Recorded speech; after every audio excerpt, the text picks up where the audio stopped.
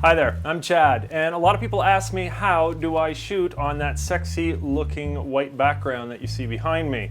Well, stick around after the very short intro and I will show you how I do it.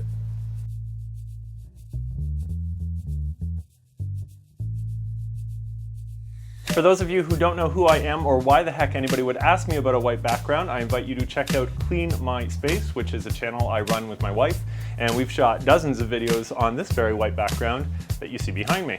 You, like me, probably want to shoot on a white background because it looks so darn clean and professional. Setting up your own white screen is surprisingly easy and mildly affordable. There are a few ways to do it. I've seen ways on YouTube where people claim that you can set up a white screen for like 20 bucks, and that's great. However, I've seen the final product and it always tends to look like it was a $20 white screen. First things first, if you want to set up a white screen, set up a white screen. You might think you can get two birds stoned at once by setting up a green screen or a blue screen and then in post take out the green and put in white. Trust me, I actually tried setting that up the first time I wanted to shoot on a white background and it doesn't work. It looks like complete crap and I ended up burning the footage. So what do I use? Well, basically it's just a big ass piece of paper. And in this case, it's a piece of paper which is 10 foot long by about 8 feet tall. This is the big ass roll it came in. I got this from Henry's. It was about 40 bucks and there's 36 feet of this. So I only ended up using 10 feet behind me. So that means there's another 26 feet right here should I ever need to replace this, or if someone else needs white screen, I should start selling this stuff on eBay. I could sell it by the foot. I took my 10-foot sheet of white paper and using simple thumbtacks, I covered an entire wall in my basement. And the benefit to using paper is you can easily cut around ductwork or any other obstacles.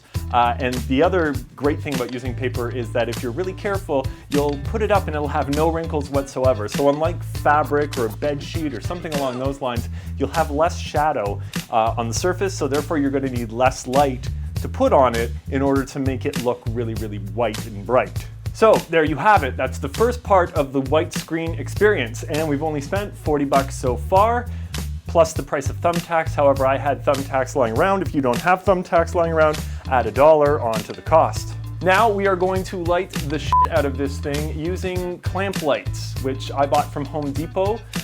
They were about $9 each, I think. And we're using CFL, or compact fluorescent light bulbs, which are about $1 each. We're gonna place the lights as close to the screen as possible, but just outside of the shot of the camera. So this is somewhere where you can really save some money. I just basically attached mine using an old light stand that I had.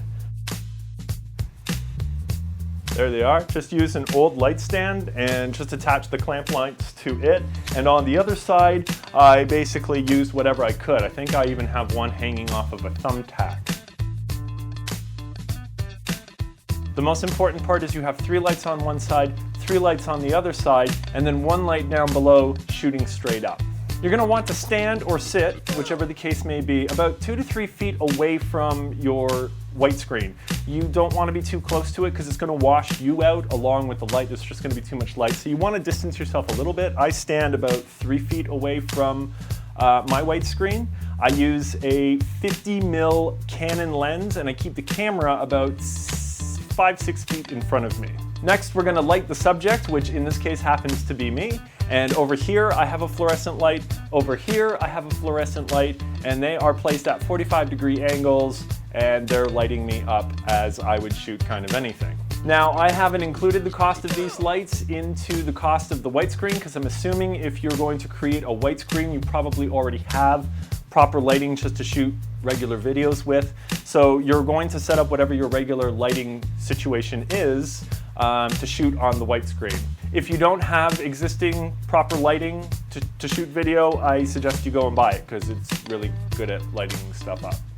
So the stage is set, we're standing in the right place, we have the right lighting, and now it comes down to the settings on the camera. There are a ton of great YouTube videos out there that can show you exactly which settings you want to use, so you can watch them. Maybe if you're interested, I can do a separate video on the different settings that I use. The final product, as you can see, looks pretty classy. It's easy to throw in graphics, which is very cool, and it's easy to move the subject around the screen, and you can easily replicate the subject or even spawn a mini Chad. I love my white screen. It's awesome to have a consistent, well-lit place to make videos. It takes no time to set up once you do the initial setup, and if you have the opportunity to keep it set up in an area in your house, in a garage or in your basement like I do, where you can just kind of keep it set up at all times, it's awesome because you can just run down, set up your camera, and be shooting within a couple of minutes. If you liked the video, please click the universally agreed upon symbol for liking something, and I thank you very much. And if you would like to ask me a question, I'm listening. Perhaps you'd like me to talk about cool shit like one of these. I can certainly do that. If not, I have a glide cam. I have a bunch of different lenses and different cameras that I actually use. I have a bunch of different mics that I use.